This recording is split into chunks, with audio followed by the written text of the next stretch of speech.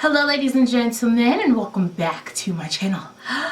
So today we are going to be doing a much requested review. I got a lot of DMs about this particular foundation on my Instagram, and it is a review of the Maybelline Nude 24-Hour Full Coverage Foundation. Now the claims on these are supposed to be full coverage, up to 24-hour wear, seamless matte finish, breathable and comfortable, fade and transfer resistant, oil-free, and does not clog pores, dermatologist tested. I picked mine up in the shade 320 Honey. This was the closest thing I can find to my shade. It looks super pink. Like I'm a little scared. In the camera though, it doesn't look bad. Like in my viewfinder, it does not look bad, but in person, this looks crazy pink. So hopefully this works out. I want to test this out how I would typically wear my foundation if this was my regular foundation. And the first thing that I would do after, of course, cleansing and moisturizing, which I've already done, is go ahead and color correct. So I'm going to be using all Maybelline skin stuff for this. So I'm using the Maybelline Master Camo correcting crayon in the shade Apricot.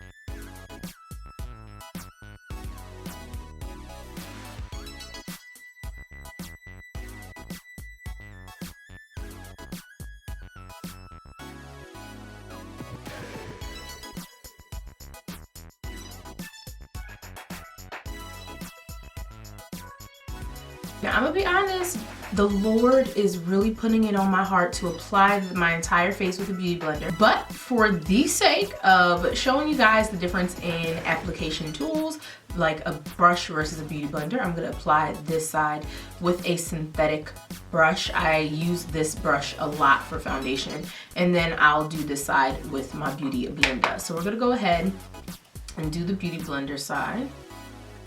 And you know what we're gonna do? We're gonna get her on the beauty blender, right? Oh guys, I just feel like that's so orange. And I'm gonna be completely honest, this shade range was lacking, to say the least. Like, it lacked. And I'm not even gonna sugarcoat it. It was lacking.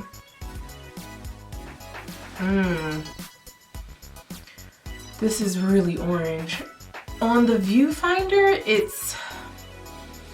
it's coming up okay.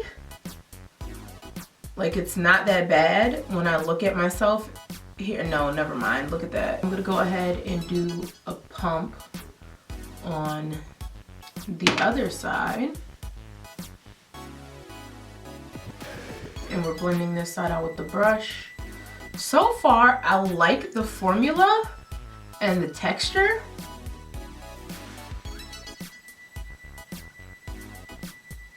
But it's just too orange. I'm so orange. Oh yeah. Okay, so we have the foundation on, and to be completely honest, I don't see any noticeable difference between the beauty blender side and the brush side. I do think that you'll get decent coverage with either application tool, whether it be a brush or a beauty blender. I would highly recommend a synthetic brush if you're going to use a brush. I just prefer the ease of a beauty blender. I think you do get just the tiniest bit more coverage with the brush, but it's not a noticeable difference. The one thing that is pissing me off right now is this shade range. Like, in the viewfinder, I don't look as bad as I look in person. On camera, I look just a little off, but in person, it's crazy off. But we're gonna go ahead and finish the rest of the makeup. I thought now was the perfect time to try the Instant Age Rewind Dark Circle Eraser. So that's what this looks like. And I picked up the shade 130, and hopefully this helps with the orangeness. We'll see. I feel like it might make it worse. Oh no, this is a yellow tone. Okay. Okay. We might be able to save this. I thought in the container it looks pink, but it's actually a yellow tone. And while I am not a fan of putting a yellow toned concealer under my eye, I will for this.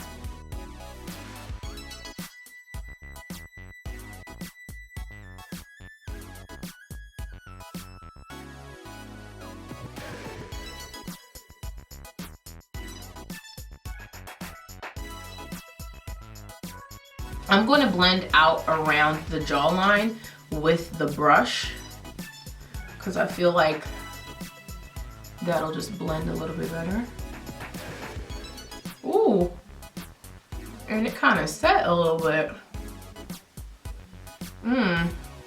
This is kind of like setting in place. Based off of initial impressions, if I had to go based off of the color alone, I wouldn't recommend this right now. Like, so far I'm feeling this concealer though, girl, let me snatch your wig for you because this concealer just snatched mine. So what I'm gonna do now is go ahead and set the face. I do not have a setting powder from Maybelline, so I'm gonna go ahead and use my Kat Von D Lock It. Is this Lock It? Yeah, Lock It setting powder. So I'm gonna go ahead and do a little of that under the eye and everywhere that I put the concealer. It's still a little too orangey for me overall. Like I said, it looks much better in the camera than it does in person, but the texture is beautiful. And this Age Rewind foundation, concealer. So as far as the texture is concerned, I'm really liking it. I'm loving the finish. It's not as matte as I thought it would be. It's definitely giving me some movement. I don't feel dried out, so that's always a plus. So what I'm going to do now is go ahead and finish my eye makeup and pop a little skin and lip on, and I will come back so you guys can see. Okay guys, I'm back. I just did my hair and finished the makeup up and popped some earrings on. And this is what we're looking like. If you want to see the completed look, I did a really easy, quick, last minute Valentine's Day makeup using all Maybelline products. So if you want to see how I completed the entire look, then I will link that down below as well as up here somewhere in the... I actually have had this on for a couple hours.